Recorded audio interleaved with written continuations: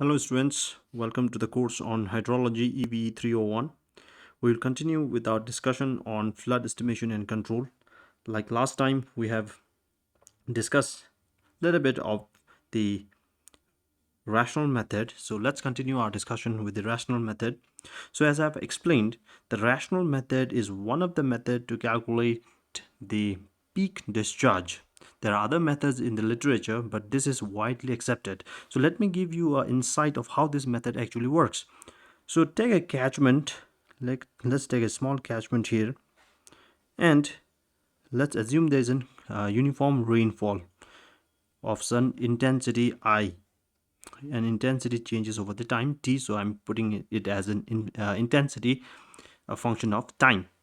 So what we are saying is at this outlet point, the discharge at this outlet point is given by Q is equal to the runoff coefficient. All the rain that drops into the catchment may not reach to the outlet, so we have to deduct a small value, and then that the deduction is compensated with the help of a runoff coefficient, so C times intensity times the catchment area.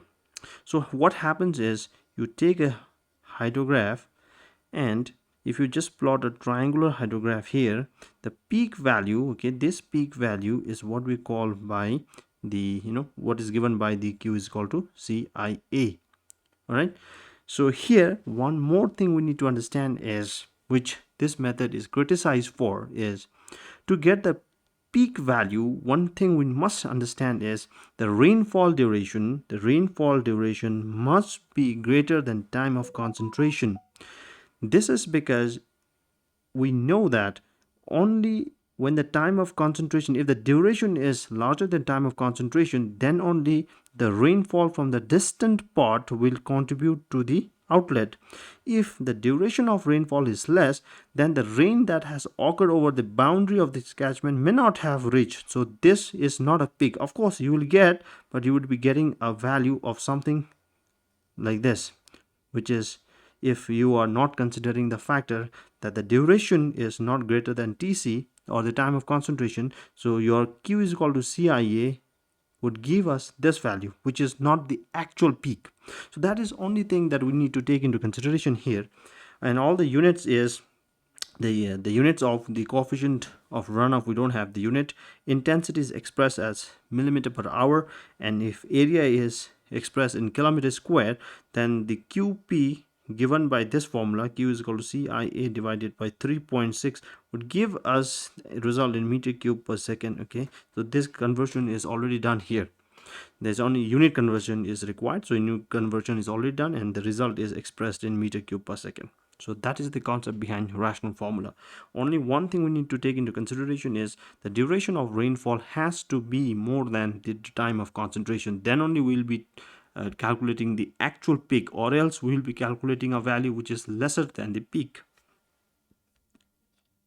So here I just said about the time of concentration. So there are some empirical equations to get the time of concentration, and some of these widely used formula for to calculate the time of concentration is the Krippich formula. There is also Gann-Doty formula, and there is also the US Soil Conservation Services SCS. We have already studied about SCSCN method, so this formula is also suggested by the US Soil Conservation people. Okay, so now which method works best? It depends upon what data do you have. So mostly, if the data is available, like the length of the maximum river length is available and the slope is available, then we can adopt the Krippich formula. However, if the area and the difference between elevation, with average elevation and the basin of the outlet is available, then we can go for a Gann-Doty's equation. So usually the data availability governs which equation we have to adopt. So with this, let's take a look into a question. So the question says 100 hectare watershed has following characteristics. The maximum length of travel of water is given as 300 meters. So 3,500 meters. This means the length of the main channel is about 3.5 kilometers. So the travel time to water to take, the travel time of the water from this point, this remote point, to outlet is what we call by TC. So that is what we need to understand here. Difference in elevation between the most remote part of the catchment and the outlet is 65. So this height is 65. So this difference is 65. Knowing the hypotenuse and the rise, we can obviously calculate the slope of the catchment, right? So that's why they have provided this data. Further, they have given the land use, and the area is given for different types of land use, and also the coefficient of runoff is provided. The maximum intensity duration frequency relationship for the watershed is given by this expression. So this is already derived expression from the frequency analysis. So they have the maximum intensity duration frequency curve equation is provided, and here what it says is the intensity is in centimeter per hour, T is return period, what return period you are using for, D is the duration of the rainfall. Okay, and the question says estimate 25 years return period, 25 years peak runoff from the watershed that can be expressed at the outlet of the watershed. So what he's saying is, for a return period of 25 years, calculate the peak discharge. So in a very short note, this is what the question is trying to tell us. Okay, so we know that we need to use the rational method here. Okay, so rational method is Q is equal to CIA, and one thing we have to be careful is this can be only be applied if the duration is more than time of concentration. So let's first calculate the time of concentration and duration. For duration, so let's start with the time of concentration first. Okay, so by plugging in the value given here, so we calculate the time of concentration. So what it means is it takes about 48 minutes for water to reach to the basin outlet. So it takes about 48 minutes. So we can take into consideration that duration is equal to time of concentration, because that is the limiting factor where we can use the time, the rational method. Of course, we can use any value greater than time of concentration. Here the duration is not specified, so we will go with this limiting factor of time. Duration of rainfall is equal to time of concentration.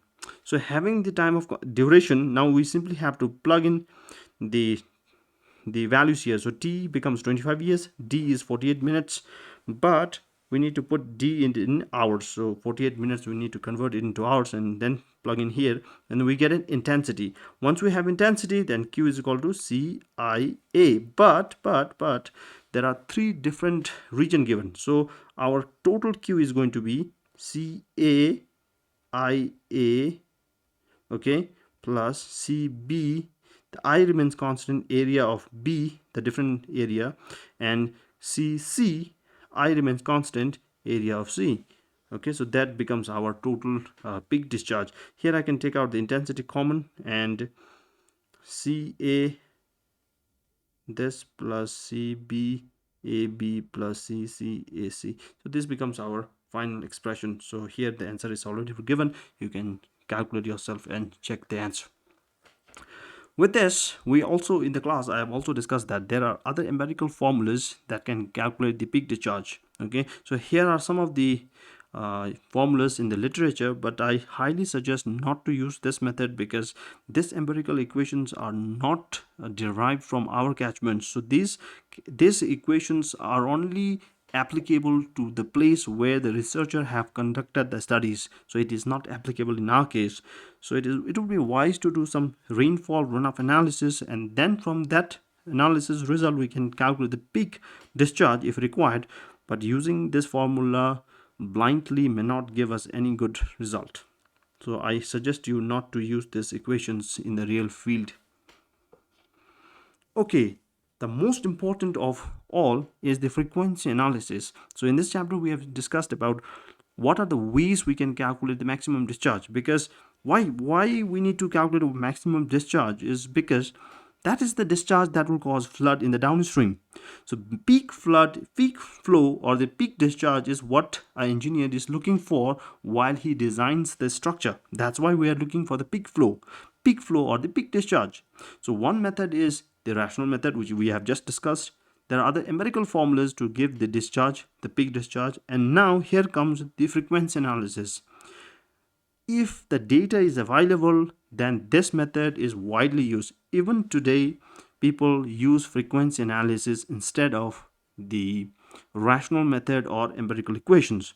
So frequency analysis, let's understand, the it is a process of the main objective of frequency analysis in any hydrological analysis is to establish a relationship between the magnitude and the frequency of occurrence through the use of probability distribution.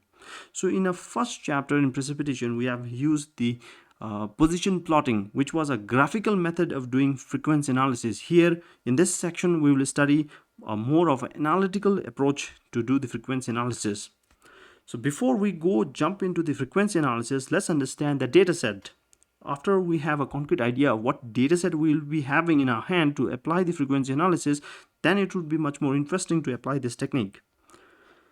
So, as you know, hydrological time series like rainfall, right, like snowfall, like discharge of a river, these are all time series. Meaning it changes with time. If you plot the discharge of Wangchu with time, then this is what you will observe, and we know that the rainfall is highly random, which means the rain that has occurred today has no relationship with the rain that has occurred on the same month last year or before that year. It does not have any relationship. So these are absolutely random variables. So when things are random, then first thing that comes in mind is to check for randomness. So this test to check for randomness is known as the turning point test. Although it is not there in syllabus, but it is important for us to understand what is this test for and what does it do. So here we will in the turning point test, we will test whether the variable is random or not. And there is another factor, that is time independence. As I said, random variables are time independent, which means the rainfall that has occurred today has no relationship with the rainfall that has occurred last week. So we have to test for whether there is a dependency on the whether the rainfall is depending on the time or not. So to do this testing, what we do is we apply the autocorrelation test. Autocorrelation is trying to find the correlation with itself, the data series itself, by lagging for 1 hour, maybe 1 week. Okay, so we lag the time and then we do the testing. This is to find whether the rainfall that has occurred today has any relationship with the rainfall that has occurred last week. So if the correlation, if the value is very less, then we understand that there is no dependencies. Now the last one is the goodness of fit. Now whenever you have a data set in this fashion as a time series, then you can make a frequency plot out of it, and you can plot a frequency distribution. So this frequency distribution belongs to which category? We can do a test by using chi-square test. Okay, so the most used frequency distributions are, we will discuss that later on, but let's try to see what a hydrological time series looks. So you can see the monthly variation of discharge for throughout the 4 decades. You can see here.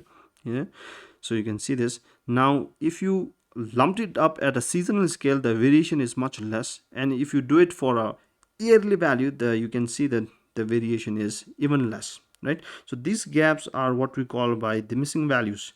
So when there is a missing data in this, we call it as missing values. There are many techniques available to estimate what would be the approximate value at this time. We have similarly we have also done this in the precipitation chapter, where we employed the normal ratio method and so many other methods to estimate the precipitation of a station which was defunct for some time, right? We have done this exercise. So similarly, there are other techniques available for hydrological series like discharge. So now you have this time series data. If you plot a frequency plot, you will get something like this. So the extreme values, the highest values, will not occur frequently. The average value, the low value, will occur frequently. So that's why the average value comes in between, and the extreme low value will be in the left side, extreme extreme high value would be in the right side. So you will have a curve, and this curve is known as frequency distribution. And some of the characteristics to describe a data series are the mean value. I hope all of us are aware of what is mean and what is right. This is the average value. Average value of a time series is what you call by mean. So mean is you sum up all the values divided by number of the points, the data points that you have, that will give you the mean value. Next is the standard deviation. So standard deviation, we also have discussed about this. We have been using standard deviation, and it is given by this formula. Okay, so next is the coefficient of skewness. So mathematically, the formula to calculate the skewness is this. Physically, the skewness means, this probability distribution, if you take whether it is symmetrical or not. So if it is skewed at right, then it would be, look, in this, you can see this diagrams. So this is negatively skewed, this is normal, you see the center is here. Now this is the positive, this diagram shows the positive skewness, right? So here you can, how do you distinguish between this is by the, where the mean and medians are. By default, the mode, the meaning of mode is the value that occurs maximum. So of course, in all the cases, the mode will be the peak of this curve. Okay, the mode will remain fixed, mode is going to remain fixed. Mean is the average value. Okay, mean is the average value. Median is if you have a data like 1 3 5 5 3 2 3, like such a random variable, then which value is occurring the most? 3 is occurring the most, right? So this 3 is our median value. So this, depending upon mean and median, we can say whether distribution is skewed or not. And the value, to quantify the skewness, it is given by the skewness coefficient CS, which is given by this equation. Likewise, there's another coefficient that is known as the kurtosis. Now kurtosis will measure how peak, the pickedness, we call it pickedness of a particular distribution. So depending upon the value, we say whether it is leptokurtic or mesokurtic or platykurtic. So platykurtic means it has a very flat, flat peak. So that's what it means. So now, how do we use all this information to calculate peak discharge is the biggest interest, that is the interest. So that was first given by Vintage Chow, and he says